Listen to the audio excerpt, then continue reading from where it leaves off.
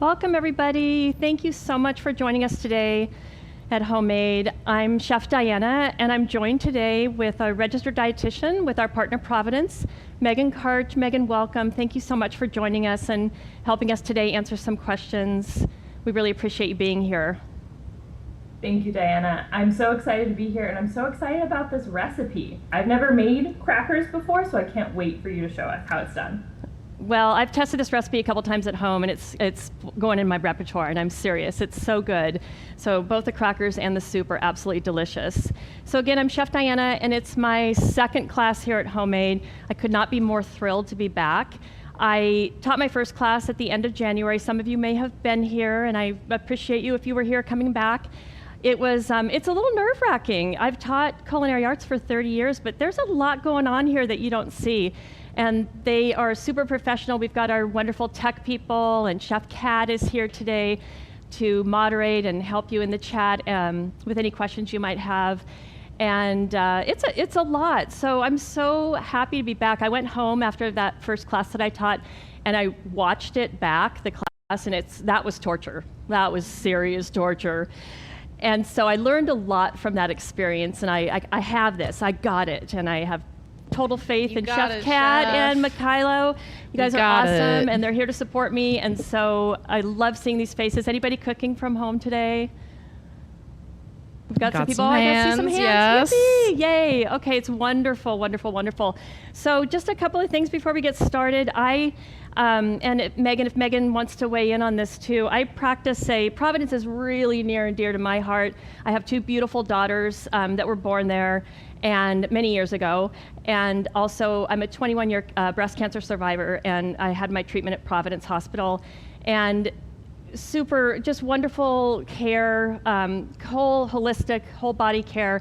And I'm just so grateful. So again, it's our partner today. Thank you so much, Providence, for what you do for everybody and for always looking out for us. And here I am 21 years later. When I was diagnosed with cancer, I sort of had to take a good look at my lifestyle and see why did that happen to me? And I didn't know. And I thought, well, maybe it has something to do with my diet. I don't know. Why else? Maybe I should look at my diet. So I sort of adopted this diet called what I call an 80-20 diet.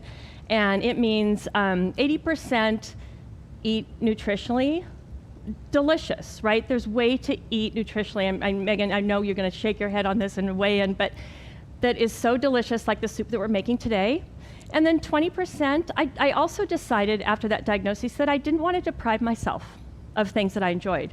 I wanted my chocolate cake every once in a while. I wanted my glass of wine. I didn't want to deprive myself, because I feel like when we deprive ourselves of delicious food or things that we want or things that we crave, we're not really setting ourselves up for success. So whatever works for you to feel good is what you need to do for you, and we're all different, right? So you have to just ask yourself, do I feel good?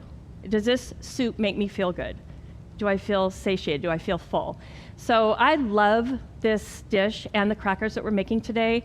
The crackers are a little bit on the decadent side. We're going to use some butter, but we were talking prior to starting our class today, and Megan can weigh in on butter alternatives. If you're looking for non-dairy or another fat to use, we had a little discussion about that. I haven't tried anything other than butter, to be honest with you, but as you'll see in a couple of minutes, the cracker dough is so forgiving and so easy to make that I am excited to experiment myself with some other fats. Before we have that discussion, though, I do want to start, you probably heard my water boiling here. I do want to start with getting our farro cooked. There's a couple of things, if you're cooking at home, I really want to honor what you're doing and honor your time and keep you on track with what we're doing here. So I'm going to start the farro. So I have a boiling pot of water, just a small pot of water here on the stove, and it was rapidly boiling over a couple of minutes ago. So it's coming back up to a simmer. I'm doing 3/4 of a cup of farro. Now the recipe calls for 1.5 cups of cooked farro. So 3/4 of a cup of raw farro is going to give you just about 1.5 cups. So farro goes in. We're going to cook it kind of like pasta. So basically, we're going to drain it when it's done, okay? So a little bit of salt just to enhance the flavor. We're not going to make it taste salty, so we just put a little bit salt. The reason we use salt is to bring out the flavors of other things. So just a little bit to bring out the flavor of the farro, and then we'll drain it. It's going to cook for about 30 minutes. So the farro will absorb some of that salt. We can always add more salt, but once you add it, it's really difficult to take it out. Okay, so just a little bit. So we're going to keep that just at a low simmer for about 30 minutes. Do we have any questions about the farro? Or Megan, would you like to weigh in? Yeah, I have had one question in the chat already about substituting grains for this recipe. So farro is an example of a fantastic whole grain that does happen to be a wheat variety. So if somebody is trying to avoid gluten, if they have celiac disease or another reason, we could easily sub that for a different whole grain like brown rice, or this one's going to be a little bit confusing, but I think buckwheat would have the most similar texture, and even though it has wheat in the name, it doesn't actually have any gluten in it, which is really confusing. You could probably use other grains too, like quinoa or amaranth. They just have a little bit of a different texture to it, less chew to that recipe. Yeah, thank you. Actually, when I tested this recipe the first time at home, I didn't have any farro or spelt, which is similar. So I used barley because I had barley. I love barley. I like chewy things, and barley is chewy. The farro is a little bit chewy, and I used barley, and it was delicious. It was absolutely delicious. So, yeah, good point. Thank you. Okay, so farro's cooking. The soup is going to come together pretty quickly. So the farro is what took the longest time, and then our cracker dough does need to chill a little bit, so we're going to go ahead and get that started. I did grind the oats and the almonds ahead of time because I didn't want the machine running the whole time. So those are ground ahead of time. So our ingredients, we're going to put together a food processor. Can you make this by hand? Absolutely, you can make it by hand. So it's just going to take a little more muscle. And today we're going to let our machine do the work for us, okay? So I'm making half of a batch of the crackers just for the sake of time. Turn that down a little bit so it doesn't make a mess that we have to clean up later, right? So I'm going to use a half of a cup instead of 1 cup of almond flour or almond meal. And then I have a 1/4 cup, so the recipe calls for a half a cup. And if, by the way, I just need to say this, if you're making a full batch, please proceed and make a full batch. These are so fabulous. Once you have the dough made, you can wrap it in plastic wrap and put it into the freezer, and then it's all ready to go. It comes out of the freezer. It's super thin, easy to cut, and you bake it. You have a wonderful accompaniment for any soup or salad you're making. If somebody pops in unexpectedly, you've got a delicious little treat. It's not a cracker that needs cheese or anything on top of it. It's a cracker that is absolutely fantastic just on its own. So make a full batch, just maybe bake half of them and keep the rest in the freezer. So the oats next. So we've got the almond flour, the oats, and then the recipe calls for a 1/4 cup of Parmesan cheese. Grated is best. So not the shredded, but grated. So if you have the shredded, that's completely fine. You can just put it into your food processor and give it a little whir, and then it'll come out a little finer. So a 1/4 cup is 4 tablespoons. So I have half of that. So I've got 2 tablespoons. I always, even though I taught culinary arts for so many years, I always practice measurement because I still mess up sometimes on my measurement if I'm not paying attention, because I feel like, I got this. And then it's like, oops. I guess I didn't have that. Let's talk just a little bit about fresh versus dried herbs. So fresh rosemary, here in the Pacific Northwest, it grows really, really well, and it's very hardy. This was actually from my garden yesterday. I've got this huge bush that's hard to contain. So I don't know if you have fresh rosemary where you're at, but you can buy it in most grocery stores. They'll sell fresh rosemary. It's very woody. It's very strong in flavor.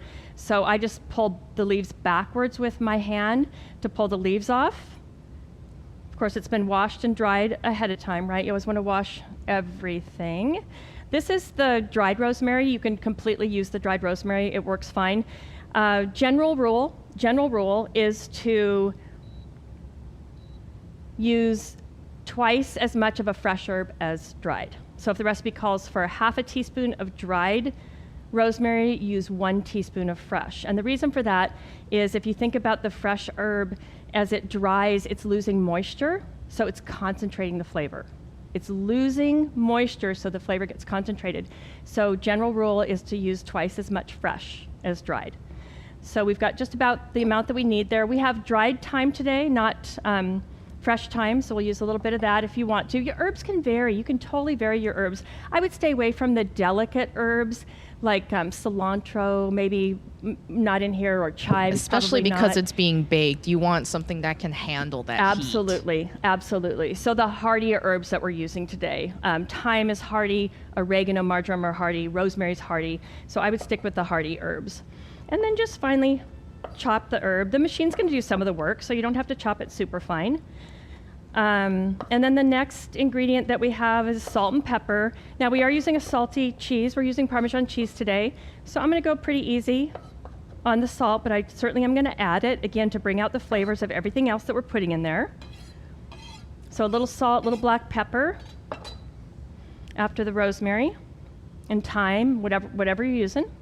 I pre-measured this ahead of time, so we'll go ahead and put that in. And then the butter does need to be chilled for this, not 100% absolutely chilled. Just make sure it's not melted or separating from the warm room, okay? So we just took this out of the refrigerator. It's cubed up a little bit. It's half of the recipe. So I've got 2 tablespoons of butter cut up into about 1/2-inch cubes. And then, you know what I did at home? And I'm actually just going to do it. The recipe reads great and it works wonderfully. By accident, I put the ground nuts in there and it worked great. So I'm going to put half of them in, and then with the other half I'll show you what we do as the recipe calls for. You roll them out and then you press the nuts into the dough, just in case you're wondering and you just can't wait until we get to that. That's what we're going to do. So I'm going to just bring this together in the food processor or by hand. We had a little question about our flour here. This dough is super forgiving, so we could definitely use other kinds of flour, right? We don't have to use almond.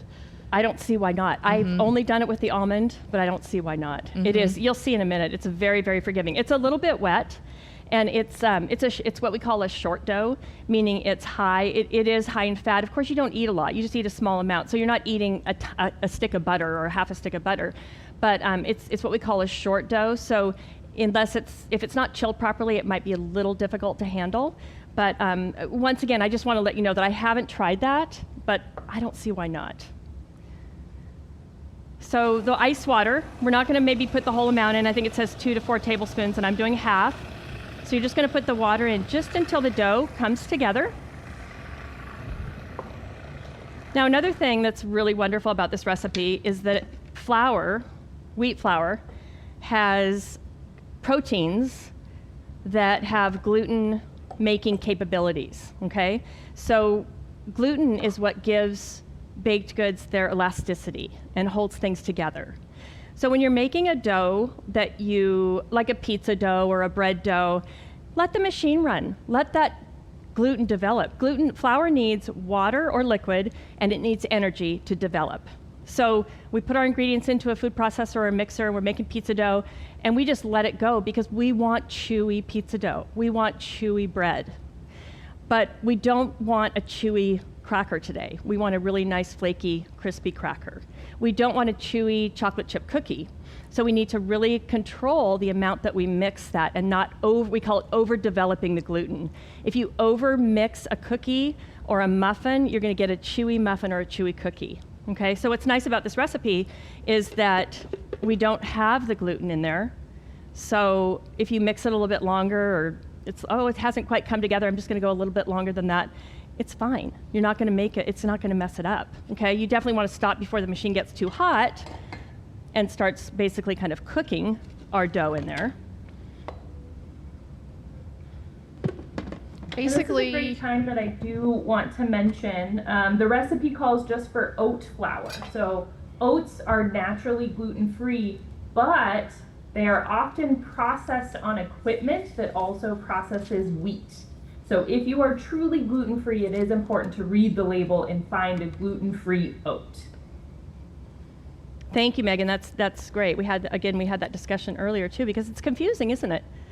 Shopping is confusing now. You know why? It's wonderful. It's sort of a double-edged sword because we have so many options, right? There's so many options out there, but it can be kind of confusing, a little overwhelming.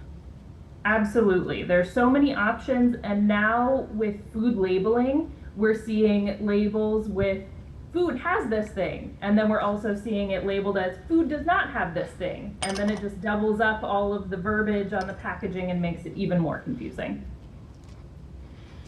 So I'm going to begin with just pressing this down for starters, trying to keep it kind of uniform. I usually shoot for a rectangle. It kind of depends on the shape you're going to cut your crackers, because we're going to have options. So we're going to have maybe a round cutter, or maybe we'll cut them, in the ones we have today that I made yesterday are triangle shaped. So just think about, how am I going to cut these? But you know what is also wonderful about this recipe is that you can cut and then rework that dough again. A lot of times if you're making biscuits using a wheat flour, you can't re-roll that dough again very many times because it starts getting tough and you start over-developing that gluten. So what's nice about this is your little scraps, you can just ball them up and roll them out again, and they're totally fine. So I like to use parchment paper. If you were here at my last class, you know that I don't really, clean up is not my favorite part of cooking. I do it. I clean as I go, whenever possible. So if I roll this between two pieces of parchment paper, or plastic wrap works great if you don't have parchment paper.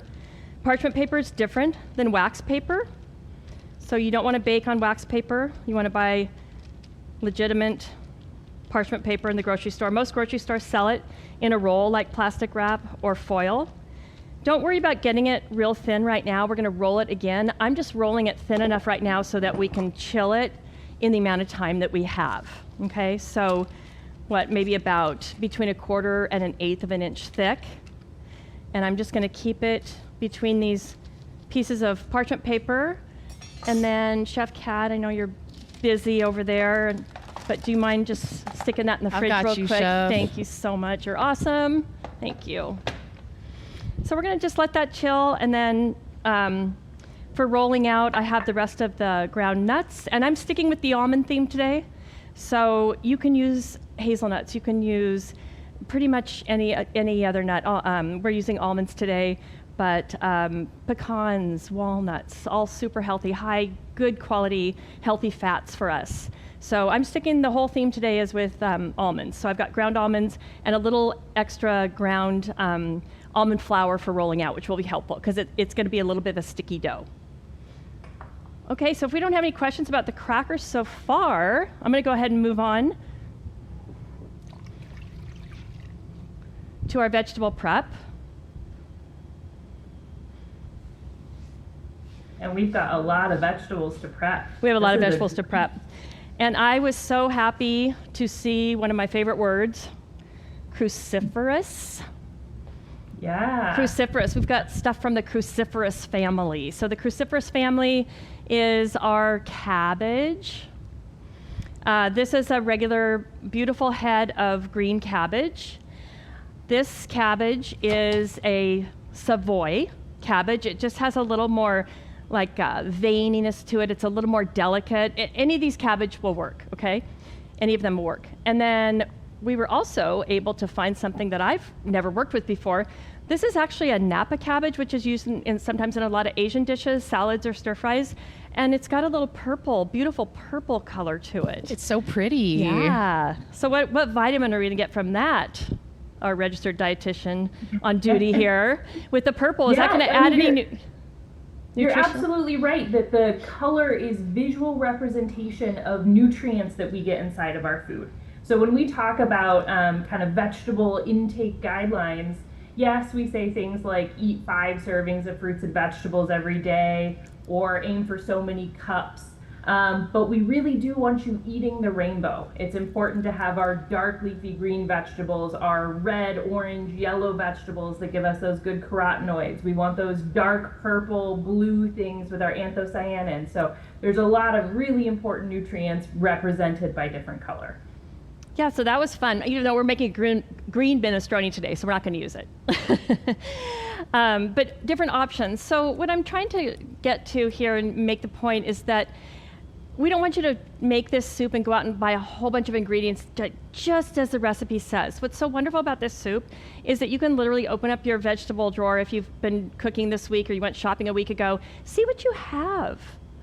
See what would work well in this soup. So you could make an Asian chicken salad with the Napa cabbage and then use that cabbage for your soup. Don't go buy two different types of cabbage and have one go to waste. So it's again, the soup is also forgiving. Use what you have. Use what you like. Use what you'll eat. We did get one question about vegetables in this soup. Somebody asked if there was a substitute for celery. And I really can't think of one off the top of my head other than just omitting it if it's not your favorite or if it doesn't work for you. I would say in this case, celery is, you want celery for that flavor. So if anything, just cut it up really small. Just cut it up really small so that when you saute it, you get the flavor and then it just cooks into the soup. That's a really good question, and I would agree with Chef Kat, but I would also say just skip it. It's not critical. It's not critical. Bump up something else in the soup that you like. We also have 3 different types of onions, which I thought would be a good time to address this because most of us do a lot of cooking with onions. A lot of recipes call for onions. So we have a standard yellow onion, which is a beautiful onion that our shopper did a beautiful job on this, meaning the layers are super nice and tight. Probably has a few layers that we're going to peel back in a minute. So that's a nice yellow onion, which is what we could use today. We could use any of these today. This one is a sweet onion, which are available pretty much everywhere now. Just any grocery store across the country, you can usually find sweet onions. Sometimes they say Texas sweet or Georgia sweet or something, but they're usually labeled sweet onions. Walla Walla from Washington, where we are, it's definitely not going to be as hot. It's going to have a little sweetness to it. Okay, so a little more mild, sweet onion. And then the white onion, which is used, can be used interchangeably for pretty much any of these. White onions are often eaten raw, so maybe sprinkled on top of, I see white onion used a lot in Mexican dishes. It's raw marinades. Sometimes they're pickled. They're really, really good. So we have, the yellow's probably the hottest. Then we go white, and then we go with the sweet onion. But again, don't go buy a whole bunch of different onions. Any of these will work, okay? So let's go ahead. We'll go ahead and use the white onion today for the soup. And different ways to cut an onion. My advice for cutting onions is that you need to feel safe, okay? So if you feel wobbly, it's rolling around, you need to set things up so that you feel safe and you're not going to hurt yourself, okay? Sharp knife is great. We've talked before about holding up on your knife, like really grasping up here where you're literally your thumb and your first finger, index finger are holding the knife blade, okay? I'm not totally on the handle. I don't have a lot of control here. So I'm going to seize up on the knife, and I'm going to go ahead, and before I do anything, I've washed it ahead of time, always, because we've got bacteria on the outside of the onion, so I always wash everything ahead of time. And I'm going to cut through, and I usually say pole to pole. So this is the sprout end here, and we have the root end that goes into the ground there. So we always refer to this in the industry as pole to pole in half. I'm going to keep all my hands out of the way and just cut straight through the onion, okay? Then I'm going to put the flat side of the onion down on the board, and I'm going to cut off the sprout end a little bit. I really like to use as much of everything as I possibly can. And then I'm just going to pull back the layers until I get to usable onion. It could be 1 layer, it could be 2 layers. Sometimes they're a little more bruised, they've been handled. Then I'm going to remove the end of the onion here, the onion first layer, but I'm not going to cut all the way through that core. As you know, an onion has a lot of layers to it, and so I want to keep those layers together so the onion's not all over the board, okay? I taught culinary arts for 30 years, and teaching how to cut an onion, we would spend 2 days on it because it's really important. It's really important.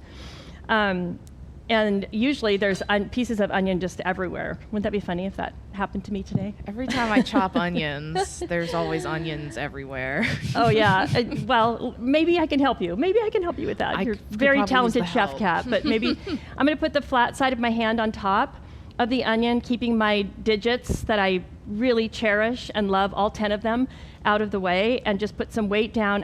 My knife is going to be parallel with the board, so I'm gonna make, depending on the size of the onion, I'm gonna make a cut through, but not all the way through and out the other side. As far as I feel safe, I'm gonna come up about a 1/2 inch, maybe 1/4 inch, make another cut. We want this pretty small today. And then I'm gonna come up and do one more.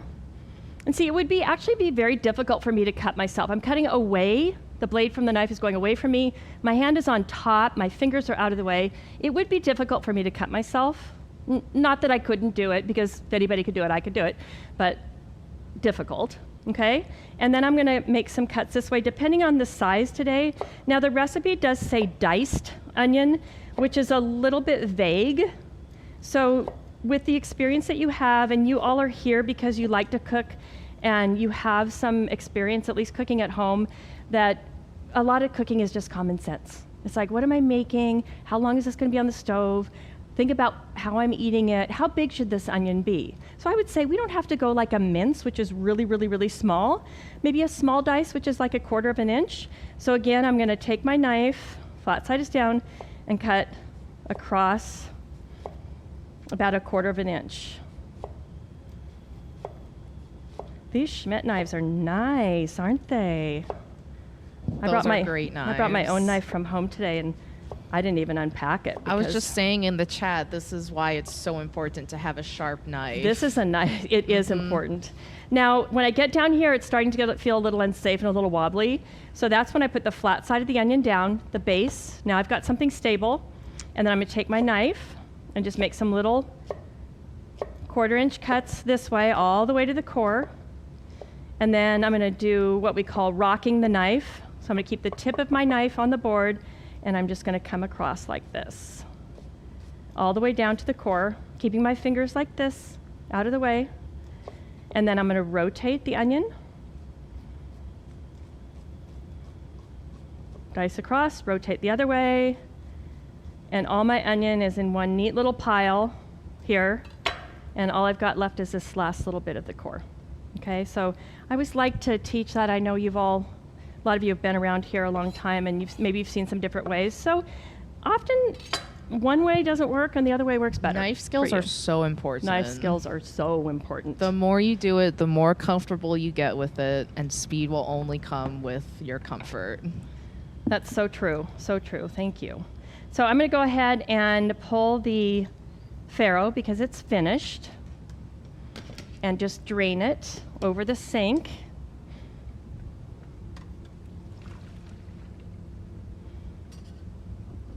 And then we're just going to let that hang out there until our soup is ready. The farro retains a lot of heat, and our soup will be really hot. And so we can probably just put the farro in the bowl at the time we get to it and just pour the hot soup on top. But you can always just reheat in the microwave or just warm up the farro on top of the stove a little bit, just to make sure. I think hot soups should be served really, really hot, personally.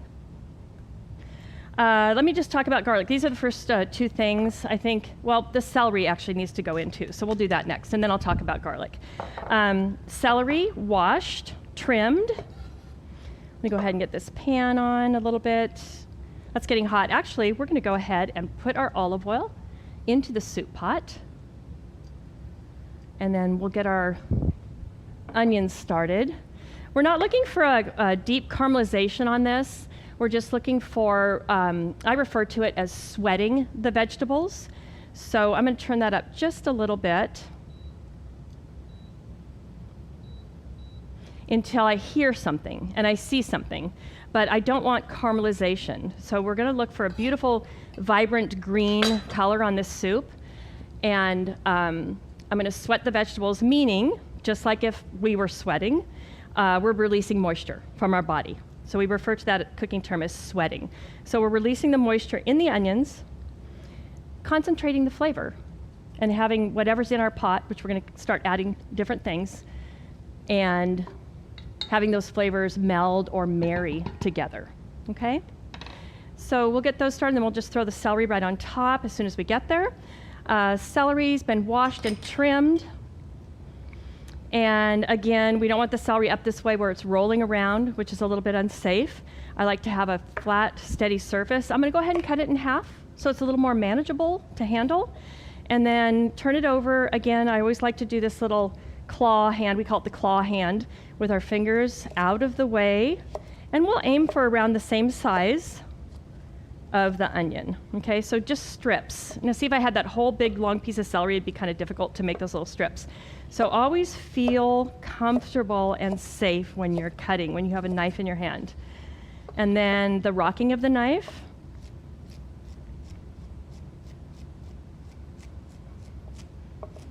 Aiming for the same size.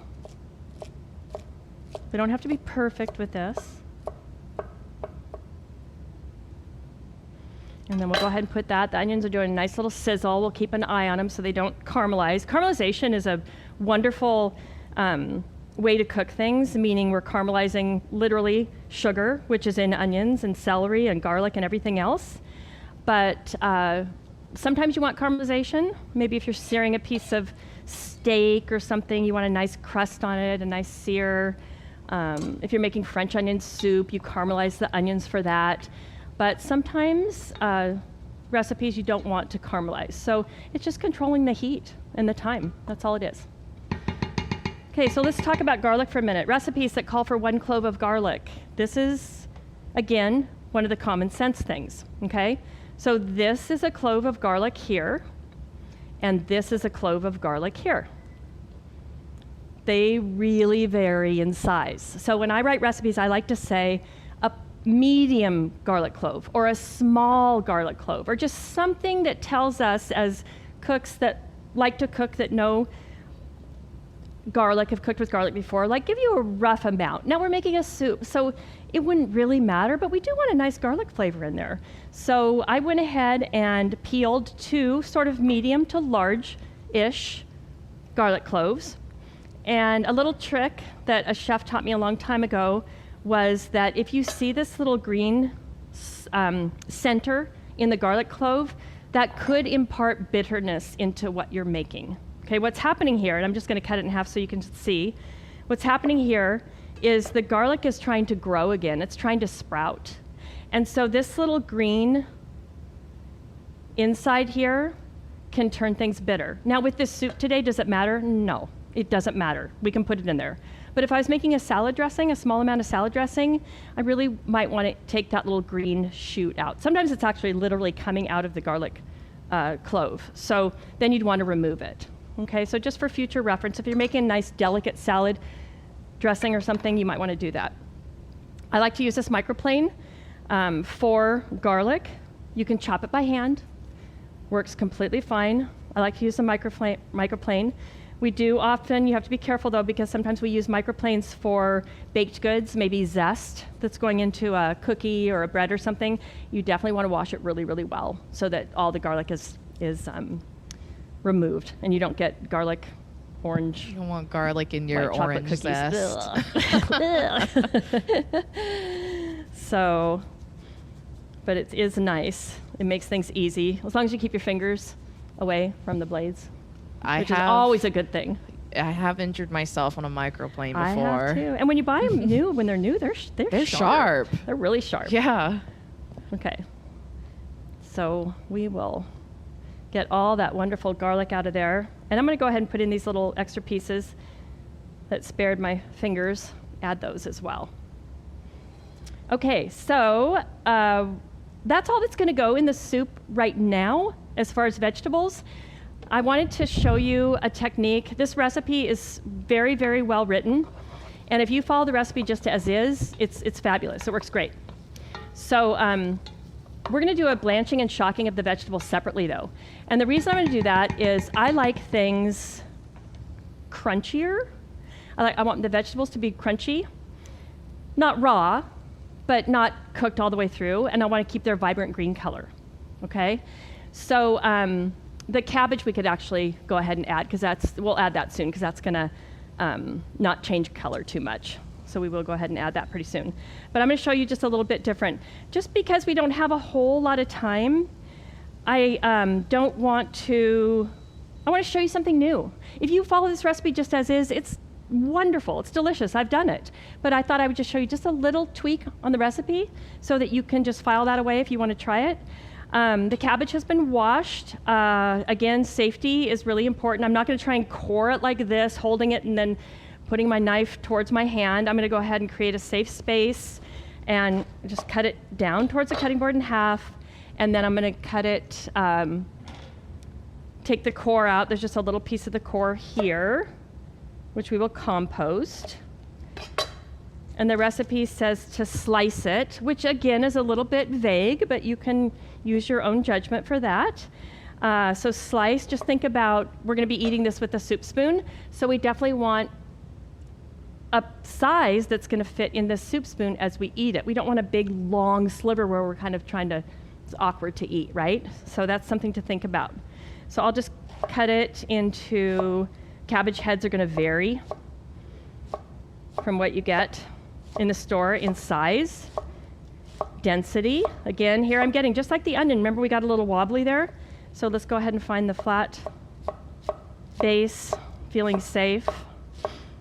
Also, you don't have to get real hung up on measuring the 2.5 cups of cabbage or 1.5 cups of broccoli. Just look at your cup measure and just sort of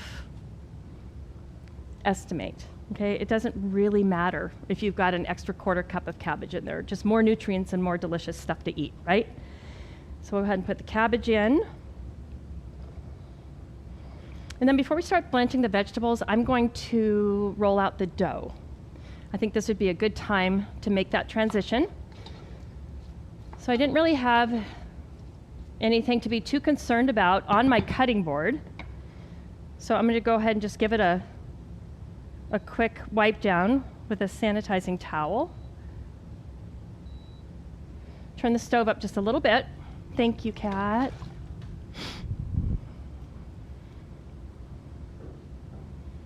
And again, we gave it probably a little bit longer than you would have to. I think 10 to 15 minutes is totally enough time to chill the dough. Plus, it's really thin. Could you put it in the freezer for a quick chill? Of course, sure. Your freezer's going to give you a little faster on that. Okay, so we'll have our baking sheet here. Oven is preheated, ready to go. So you might need a little extra almond flour, and you might not. If your rolling pin if you're rolling directly with the rolling pin, and your dough starts sticking to your rolling pin, or you start rolling with using parchment paper and you see that it's sticking to the parchment paper, then you need to add a little more almond flour, but you might not. And then we're going to roll it just a little bit thinner, which is easier to do after it's been chilled. And you can rotate this way. Having it even is important. So even thickness. When you're rolling something out like a pie dough or something, don't roll off the edge this way, because what you're doing is you're tapering it. The edges are all going to be really, really thin. And again, it doesn't really matter. We're going to wad this up and roll it out again anyway. So nothing is going to go to waste. I baked all my little scraps when I made this at home, and just snacked on them. Super good. Okay, so then that comes off. And again, you could use, I just wanted to be set up for you ahead of time. You could use this parchment paper to not be wasteful as your baking paper. You don't have to have a separate one and throw this away. I'm very frugal. Round, triangles, squares, whatever you like. Whatever you like. So we'll just cut some rounds, and then remember to add that little extra crunch on top. You can either add it on each one after you cut them, but probably best to sprinkle it over the whole thing. And I'm not doing this very evenly, so it's chilled. I'll just take my hand, clean, dry hand, spread it out. You know what else would be really good on here? If you didn't put too much salt, how can you tell? Just taste a little bit of the dough. There's no raw eggs or raw flour or anything in here to be concerned about. If it could use a little more salt, sprinkle a little sea salt on there too, a little crunchy sea salt. It'd be delicious. Okay, so we'll cut those out. And they are true to recipe. I think it's 15 minutes is pretty true, but we'll keep an eye on them. Turn the soup up just a little bit. Well, I'll turn it up a lot, and then we'll keep an eye on it. And then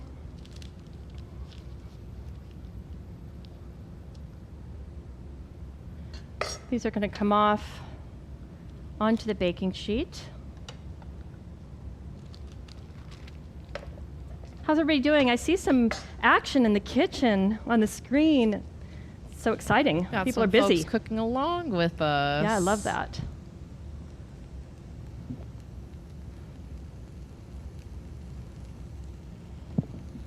These crackers would be really good. Like you said, baking off the scraps is just a snack, honestly. Well, I can attest to the fact that they are really good just as a snack. Okay, I'm not going to re-roll this because Got other I'm vegetables to cut. I'm managing so my excited. managing my time on homemade. It's only my second class, but managing my time is an issue already because I guess I talk a lot. No, we love what you're talking about. We have people talking about I how know, great but we gotta the knife get lesson going was. here. There's people at home going, okay, next step, Chef Diana, next step. No, come we on." love the knife lesson. It's always so good to go over basic knife skills. I'm telling you, I know. I also find myself in a hurry, and I'm looking down at what I'm doing. I'm like, oh my gosh, that's terrible. My knife skills are awful, and I'm not being safe, right? A visit to the ER is not in my plans for tonight. All right, we're going to go. Let's check them in 7 minutes. Can we do that? Because I want to show you something. Yes. So into the oven. Might have to increase the time on the oven a little bit, but yes, have to we what? can do it. Increase the time on the oven a little Okay. bit. Temperature or time? Time, okay.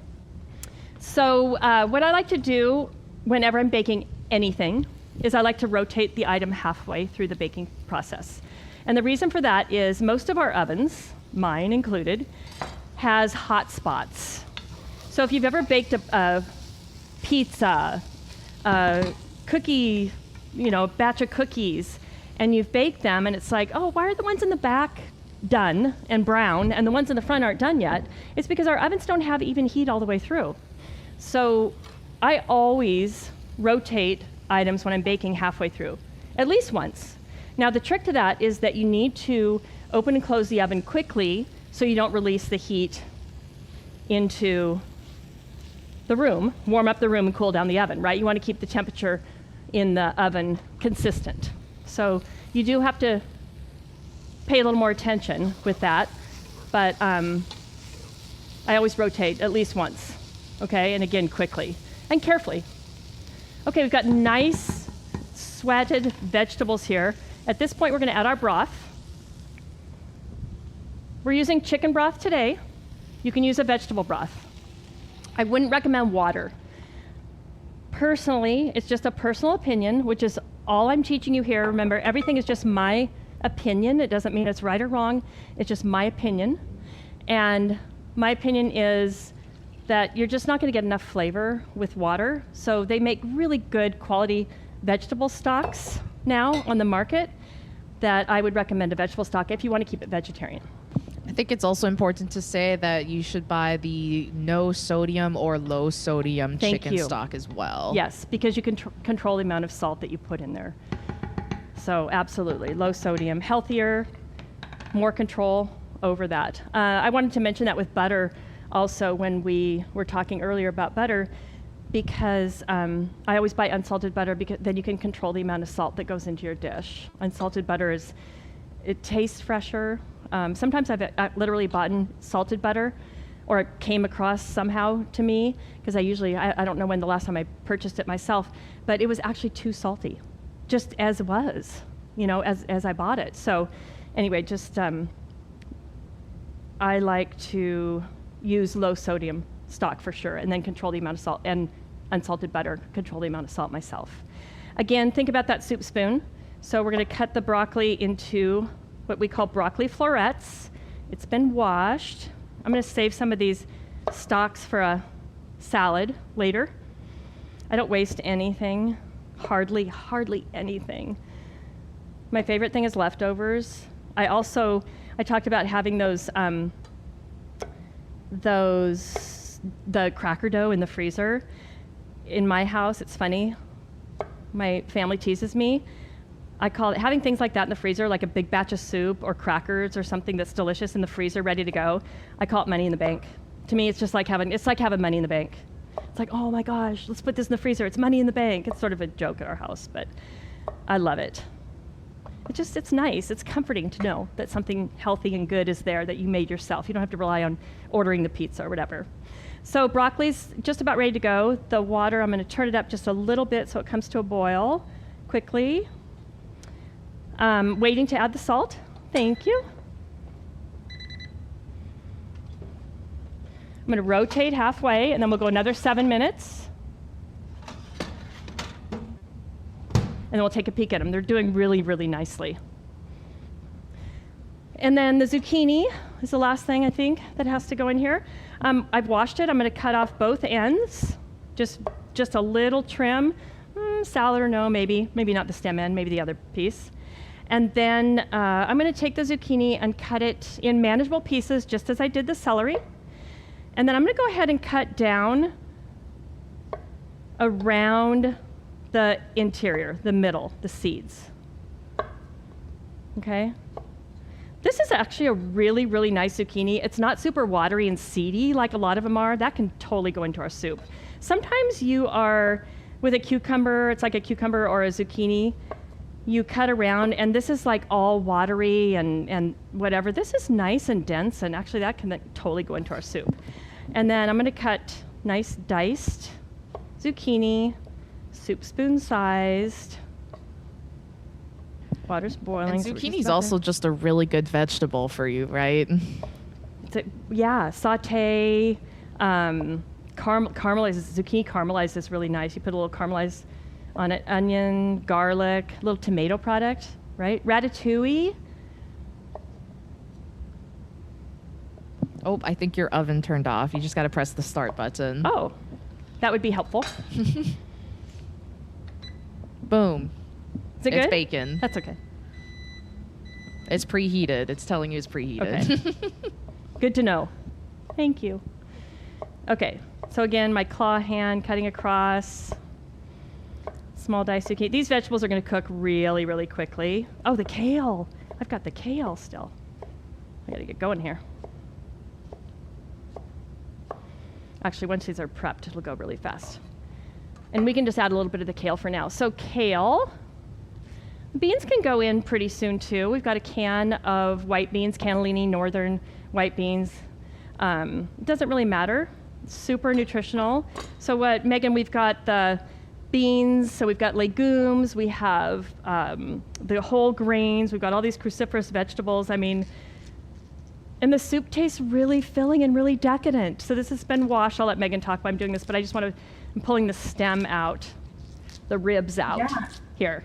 So as you're describing it, we have the whole grains. The bean is our kind of our protein for this meal, and a huge amount of vegetables. This is easily getting us, a third of our vegetables for the day.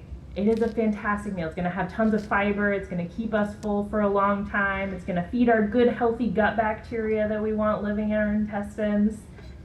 And like I mentioned before, this is specifically getting us those dark leafy green vegetables. And that can be a challenge for a lot of people where, maybe the lettuce greens are easy to get, but it's harder to get the kale, the broccoli, the cabbage, something like that. All those cruciferous vegetables that we love so much. So I'm going to go ahead and add the beans and to the broth, which is just about ready to come to a simmer. It's nice and hot. It's steaming. I don't know if you can see that at home, but it's nice and steamy, so it should come to a simmer here pretty quickly. And then this is just boiling water. I'm going to add my salt now. I didn't want to add it earlier because the water has a tendency to boil down, and then the salt flavor intensifies and it kind of mucks up the pot too. I'm actually going to add like a tablespoon of salt. I'm going to cook a lot of vegetables in there, so close to a tablespoon, and you don't have to measure it, just a fair amount of salt. The salt is going to not only flavor, but it's going to also set the green color in our vegetables. So it helps keep them nice and vibrant and green. So of these three vegetables on the cutting board, the broccoli is going to take the longest to cook, right? So I'm going to put the broccoli in. This is going to go really fast. And then I'm just going to maybe count to 10 or just move really slow. Follow with the zucchini. Zucchini is going to go really quick. So in goes the zucchini. And you can do this with any kind of like green vegetable. Especially, I recommend doing this with green beans. Then it holds the color when you saute it. What about Brussels sprouts? Absolutely. Asparagus. Yes, thank you for bringing that up. And then the kale's going to be really fast. And this is this beautiful, we call it lacinato kale or dino kale. So that's just going to be really, really quick. And then I have if I was making the soup ahead of time, I would pull the vegetables out and I would shock them into ice water. So this is called shocking. But if you're eating it right away, we're just going to go ahead and put it right in the soup. So I have control over the crunchiness of the broccoli. I've set that beautiful green color. I've added a little bit of seasoning with the salt, and we're going to serve this right away. So you don't need to worry about shocking today. But again, it's nice, especially if you're having somebody over or if you want to prep dinner ahead of time, then you have your vegetables cooked, blanched, shocked, and then all you do is reheat your soup and then dump them in there. And you're ready to eat. And again, the recipe, just as is written, is fabulous also. This is just a little added bonus here today, okay? So like we were talking about earlier with the color representing nutrients inside, when the color of the vegetable changes and it moves into that water, that is nutrients moving. So in the case of soup, I might not be as concerned because you're going to consume the broth of that soup.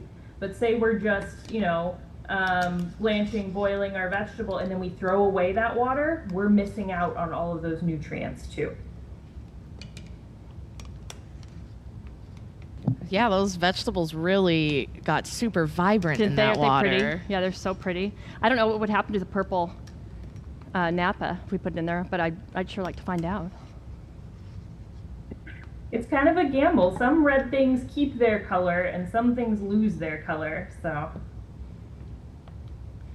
Okay, so then we're just going to bring this back up to a simmer. I'm going to move it to the hotter burner where this is, so it can go a little bit quicker, because we're ready. We're ready to, Whoa, a little suction on that stove there.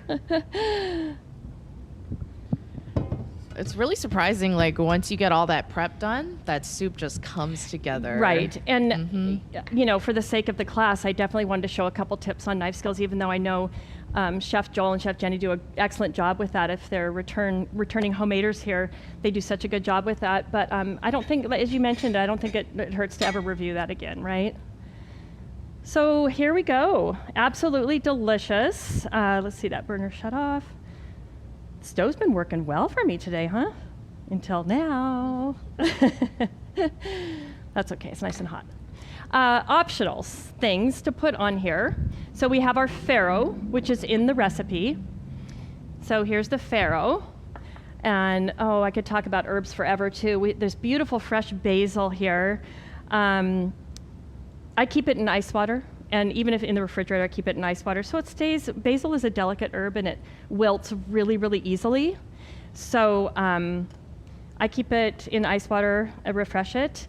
And then you could we call it a chiffonade, a fine little ribbon to sprinkle on top. I wouldn't put a whole leaf on top because as we talked about the eating in a soup spoon, if you're eating this delicious soup with all these flavors, you don't want to come across a big piece of basil and try and navigate that, right? So if you're going to use it, it's fabulous. Flavor is wonderful in there, but do a nice little chiffonade, thin little ribbon. And if you would like to make or buy a pesto, typically pesto has basil in it. I made this pesto sticking with the almond theme. I made it with almonds and with, I actually made it with kale. Hello. Sticking with the theme, with kale. So it's almond kale pesto. So nice theme with the soup. The soup recipe calls for a half a cup, actually it's a full cup of almond milk, unsweetened almond milk. Delicious in here. It gives it a nice little silkiness, little smoothness. Not necessary, but definitely a nice option if you would like it. And if you have almond milk, it definitely does add a nice little textural and flavor thing. But these are just options. And then if you feel like you do need a little bit more, I have some poached chicken breasts. So just super simple, low temperature, lean chicken breast. Cooked it until it was cooked all the way through, cooled it, and then just gave it a little shred. Okay, so that is a nice option. And our crackers are perfect, just in the nick of time. So we've got the crackers here. You don't want to try and, I know you want to try and pick one up right away, because I really do, because I wish you could smell Everything these. smells I wish you could fantastic smell in these. They smell here. so good. But they're super crumbly. Remember, it's a short dough. It's a crumbly dough. So they're warm. And if I tried to pick one up right away, it would crumble. So we need about 5 minutes to just let them sit until you can comfortably pick one up. So I want to bring my soup back to a simmer here if I can. Maybe, what do I turn the stove off and then back on again? We'll just use a different burner. Let's do that. The off button? Okay. Perfect. Okay. So I'm going to put these on a cooling rack over here, or actually we can just put them right on top of here. Let them cool a little bit. And then farro would go in, and it's had a fair amount of time to cool. Farro's had fair amount of time to cool. And then poached chicken. And then I might want to just stick this to the microwave for a quick little, or even just a warm oven. If it's a heat-proof bowl, just a nice little warm oven. Soup can go on top.